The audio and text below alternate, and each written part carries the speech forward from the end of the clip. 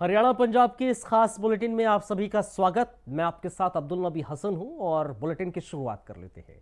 मुख्यमंत्री नायब सैनी ऐतिहासिक गुरुद्वारा बोहली साहिब पहुंचे। मुख्यमंत्री नायब सिंह सैनी ने माथा टेका और रुमाला भी चढ़ाया। मुख्यमंत्री के साथ बीजेपी जिला अध्यक्ष तेजेंद्र सिंह गोल्डी भी मौजूद रहे। मीडिया से बातचीत में मुख्यमंत्री नायब सिंह सैनी ने कहा, पिहोवा के ऐतिहासिक गुरुद्वारे में आया हूं। शहीदी दिवस पर मैंने शिरकत की है। मुझे आज मौका मिला है अपना शीश नवाने का। गुरुओं ने समाज और धर्म के लिए बड़ी कुर्बानियां दी हैं। आने वाले समय में हम गुरुओं की विरासत को संभाल कर रखेंगे।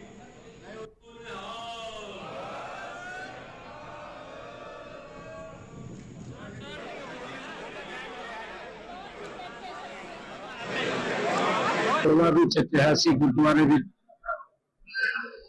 गुरु अर्जन देव जी के शहीदी दिवस विच आज शीश नवाण का मौका मिला है। साडे गुरुओं ने जो समाज धर्म राष्ट्र लिए जो बड़ी कुर्बानियां दी, वो हमें प्रेरणा देंदी हैं। आने वाली पीढ़ियों को वो एक रास्ता दसती। गुरु अर्जन देव जी ने अपने धर्म की रक्षा के लिए वो बड़ी कुर्बानी दी थी। तो आज तक दुनिया में इतना बड़ा कष्ट, शारीरिक कष्ट अगर किसी को मिला हो तो उसमें सबसे आगे जो नाम आना है गुरु अर्जन देव जी का। जालमा मुगला ने गुरु अर्जन देव जी को तत्ती तावी ते बैठा के और उसके ऊपर गरम रेत डाल के उन्होंने वो यातना दी जो इतिहास विच नहीं है। परंतु गुरु अर्जन देव जी ने अपने देश, राष्ट्र, धर्म के लिए एक कदम भी पीछे नहीं हटे। मैं उनको नमन करता हूं, प्रणाम करता हूं। मेरा सौभाग्य है कि आज 5वीं पातशाही गुरु अर्जन देव जी, आज उनके शहीदी दिवस के अवसर पर शीश नवान का अवसर मिला है। मैं सौभाग्यशाली हूं। आज पेहवा में साथ संगत के बीच में आज मुझे आने का मौका मिला है, क्योंकि ये पूरी की पूरी भूमि हमारे गुरुओं की है। और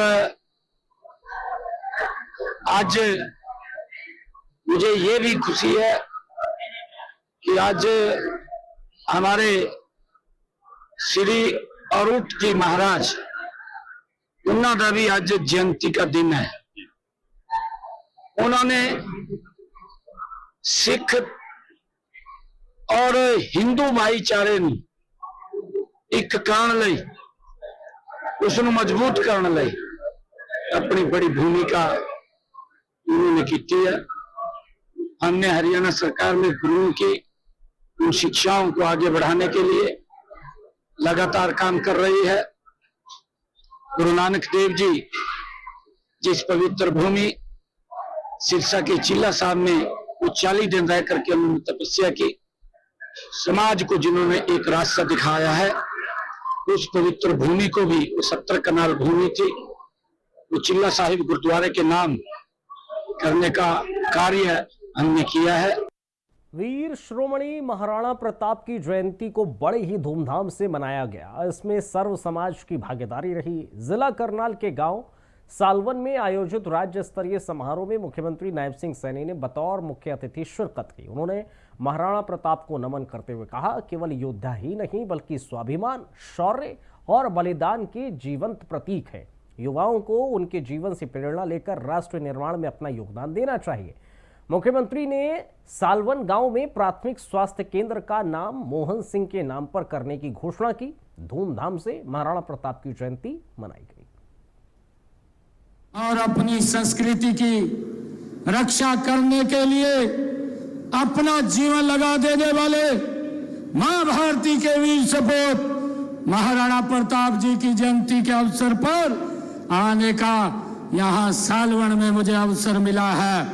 मैं सबसे पहले सर्वप्रथम मैं उस महान योद्धा को श्रद्धांजलि अर्पित करता हूं जिन्होंने इस राष्ट्र धर्म की रक्षा के लिए अपने आप को कुर्बान किया है। मुझे गर्व है कि आज की युवा पीढ़ी महाराणा प्रताप जी जैसे नायकों को अपना आदर्श मान रही है। हमें अपने बच्चों को इतिहास की तारीखें नहीं बल्कि इतिहास की चेतना और चेतावनी दोनों सिखाने की आवश्यकता है। उन्हें बताने की है कि किसी भी परिस्थिति में राष्ट्र हित सर्वोपरि है। महाराणा प्रताप जी की तरह कि हमें भी अपने मूल्यों, संस्कृति और देश की स्वतंत्रता की रक्षा करनी है। हमें अपने संविधान की, जिसमें महान नायकों के विचारों को, मूल्यों को लिखा गया है, उसकी रक्षा हमने करनी है। आज इस अवसर के ऊपर मैं आप सबको बहुत बहुत बधाई भी देता हूं, शुभकामनाएं भी देता हूं। और आज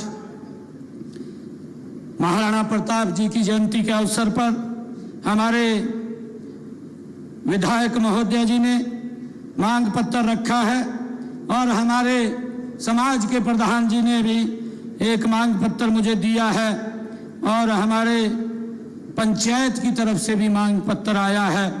मैं आप लोगों को ये विश्वास दिलाता हूँ कि जितनी भी मांगे मेरे को लिख करके दी गई हैं, इन सब मांगों को विभाग में भेज करके इनकी विजिबिलिटी चेक करा करके इनको करने का काम वो किया जाएगा।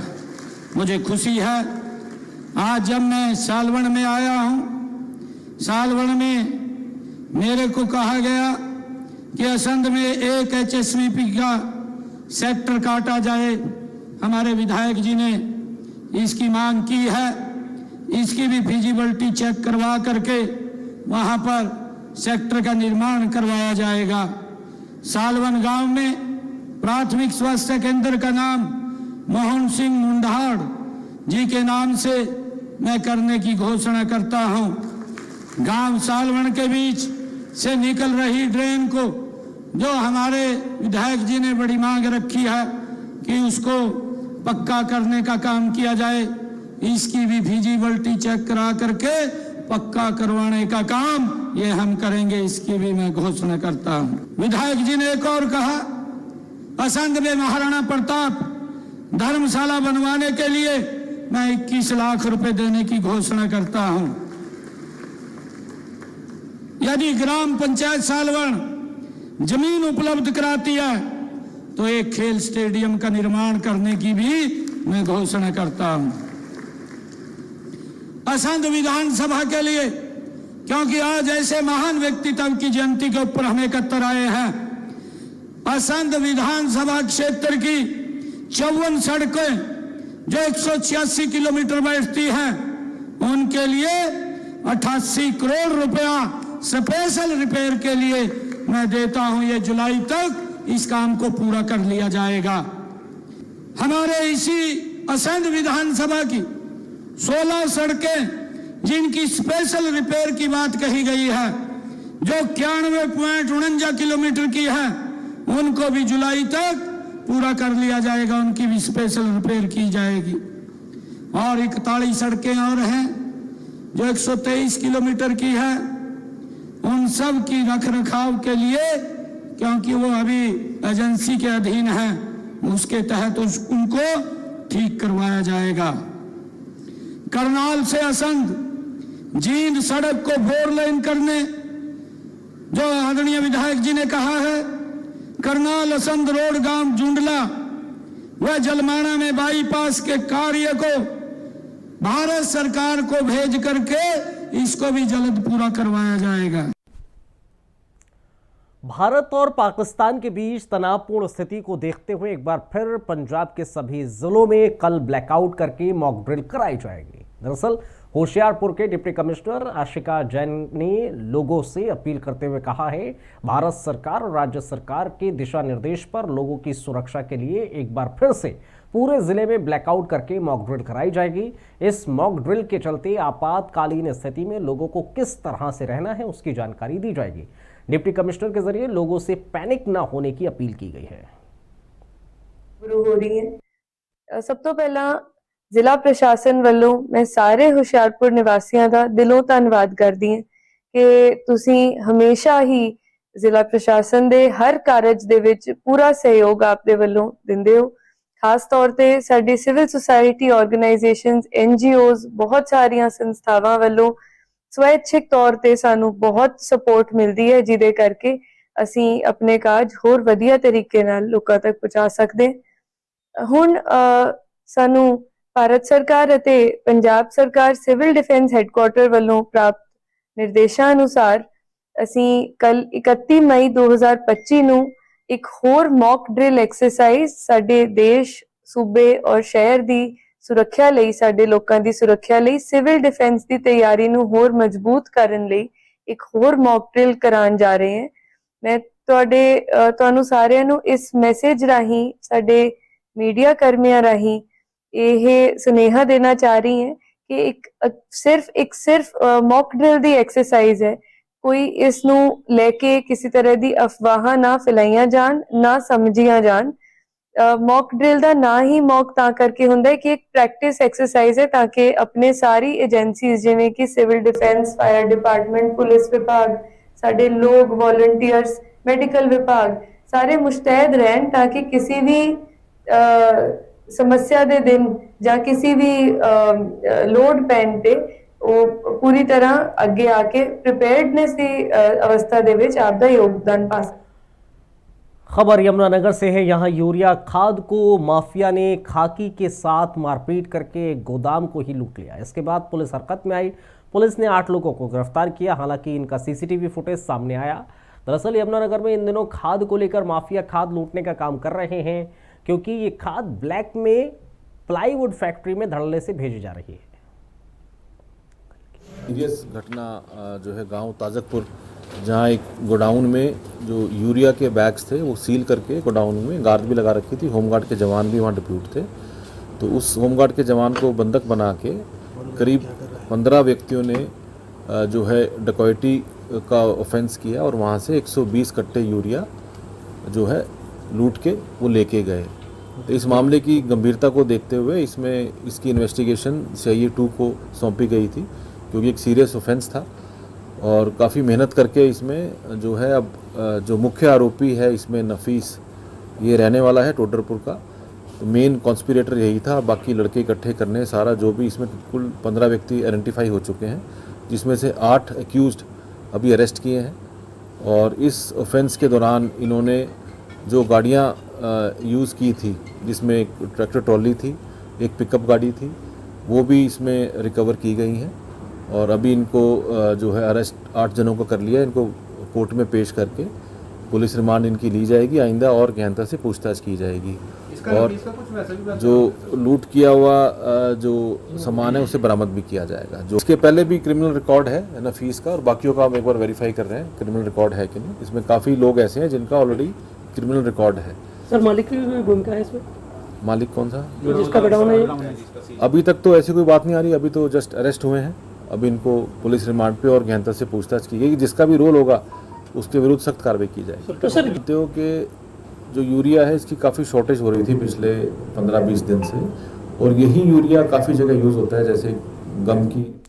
महर्षि परशुराम जन्मोत्सव की तैयारी जोरों पर है। सोनीपत के गांव तिहाड़ कला के सैकड़ों ग्रामीणों ने पहरावर जाने की तैयारी कर ली है। तिहाड़ कला के से सैकड़ों युवा, बुजुर्ग और महिलाएं एक साथ मिलकर रक्षक सेना बनकर पहरावर के लिए निकल रहे हैं। इस मौके पर रक्षक सेना के सदस्यों ने अपने सभी अस्त्र और शस्त्र, जिसमें हनुमान जी की गदा, परशुराम जी के फरसे और ढोल नगाड़े बजाते हुए गांव से पहरावर के लिए निकले। क्षत्रिय हैं, वैश्य, शूद्र, ब्राह्मण सभी सनातन धर्म का अंग हैं, जिनको कुछ लोगों ने पंथों में बांट दिया है। सर्वप्रथम विश्व में सनातन धर्म था और सनातन धर्म का हम सम्मान करते हैं। जात पात को हम मानते नहीं बिल्कुल भी। जिस तरीके से सरकार के द्वारा भी और हरियाणा के एक मंत्री के द्वारा, जो कि अरविंद शर्मा जी हैं, उनके द्वारा आह्वान किया गया है कि 36 बरादरी के सम्मान में ब्राह्मण है मैदान में। हम उन कौमों में से हैं जो कि क्षत्रिय कौम ने हर जगह संरक्षक का काम किया है। इस कार्यक्रम में हम उनके साथ हैं और भगवान परशुराम का हर कौम में उनका मान सम्मान करते हैं। और जो लोग ये कहते हैं कि वो केवल ब्राह्मण समाज के ही हैं, उनको हम बताना चाहते हैं प्रभु श्री राम जी भी उनके हैं और भगवान परशुराम भी हमारे हैं, भगवान वाल्मीकि भी हमारे हैं, महर्षि कश्यप जी भी हमारे हैं, हम द्रोणाचार्य भी हमारे हैं। हम जो सनातन धर्म को मानने वाले हैं और हमारे सनातन के अंदर किसी भी देवी देवताओं में किसी भी तरीके का मतभेद करना नहीं सिखाया गया है। शास्त्रों में, महापुराण में कहीं भी जातिवाद का और भेद करने का नहीं बताया गया है। इसलिए हम वहां पर जोर शोर से पहुंच रहे हैं, ढोल नगाड़ों के साथ पहुंच रहे हैं, अस्त्र शस्त्रों के साथ पहुंच रहे हैं, अच्छे तरीके से माताओं बहनों के साथ मिलकर के पूरे हरियाणा से हजारों की तादाद में रक्षक सेना के दो साथी पहुंच रहे हैं। खबर यमुनानगर से है। यहां पुलिस अधीक्षक सुरेंद्र सिंह भौरिया के दिशा निर्देश के मुताबिक डीएसपी रादौर आशीष चौधरी के मार्गदर्शन में जटलाना थाना प्रभारी राजेंद्र सिंह ने पीएम राजकीय वरिष्ठ माध्यमिक विद्यालय जटलाना में बच्चों को नशे के दुष्प्रभाव और यातायात नियमों के बारे में जानकारी दी। नशे के बारे में बताते हुए बच्चों से कहा कि नशा करने वाले व्यक्ति की समाज में कोई इज्जत नहीं होती। नशा करने के बाद ही अपराधी बनते हैं। बड़े बड़े अपराधों को अंजाम देने में नशे का अहम रोल होता है। कुछ लोग इस कदर नशा कर लेते हैं कि वो क्या कर रहे हैं उनको खुद नहीं पता चलता। मारेगा नोटिस आएगा 1 लाख रुपए का।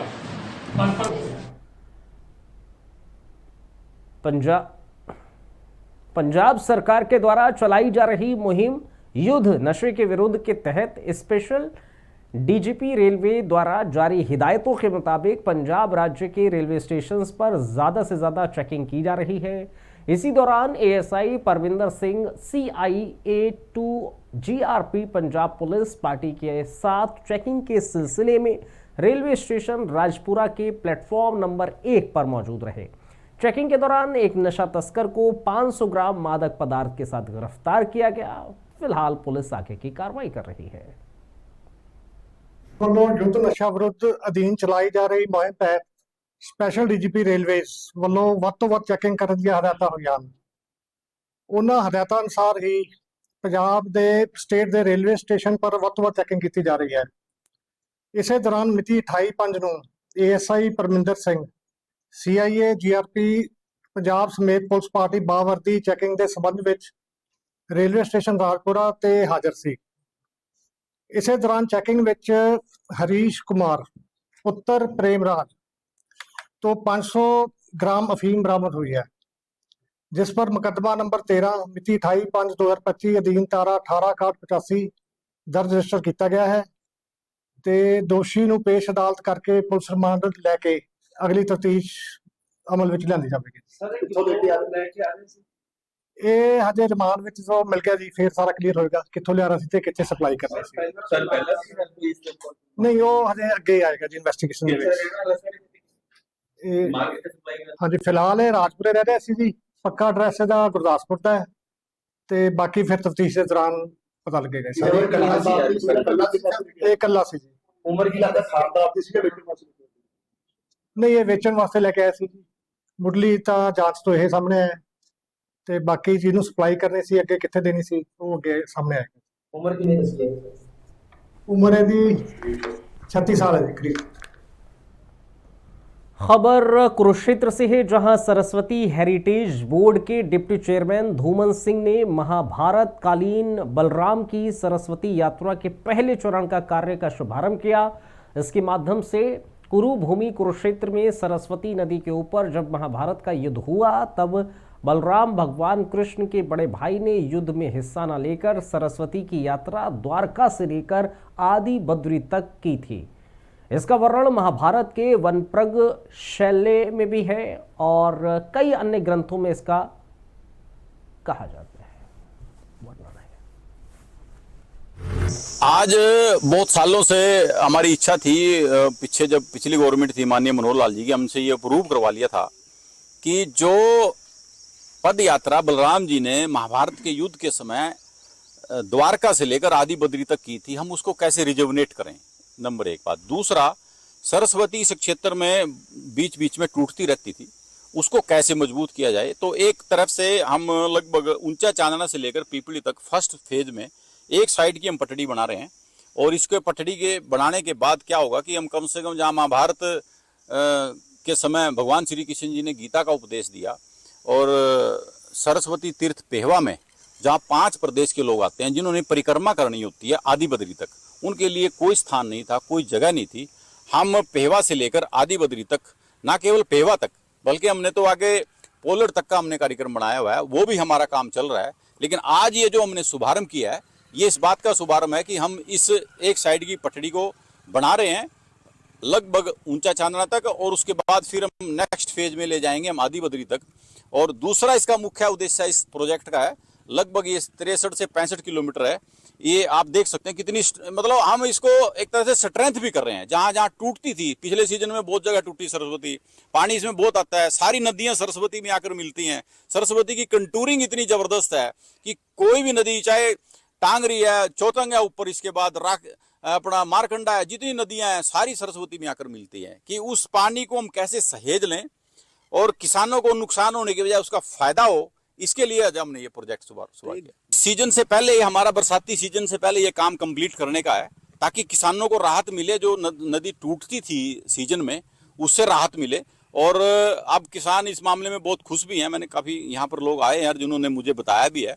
और जिस दिन से ये हम प्रोजेक्ट लेकर आए हैं, अभी मुख्यमंत्री जी से भी मेरी इस बात में चर्चा हुई, क्योंकि ये लाडवाल का जो है माननीय मुख्यमंत्री जी की कॉन्स्टिट्यूंसी है, तो उनके पास भी फीडबैक गया है कि इस कार्य से किसान बहुत मजबूत होगा, वाटर लेवल ऊपर आएगा, नदी टूटेगी नहीं, बांध बनेंगे। और प्राचीन जो एक यात्रा कभी महाभारत के समय में भगवान श्री कृष्ण जी के समय में बलराम जी ने की थी, उस यात्रा को हम शुरू करने जा रहे हैं। चलो, इस बुलेटिन में फिलहाल इतना ही, इजाजत दीजिए, नमस्कार।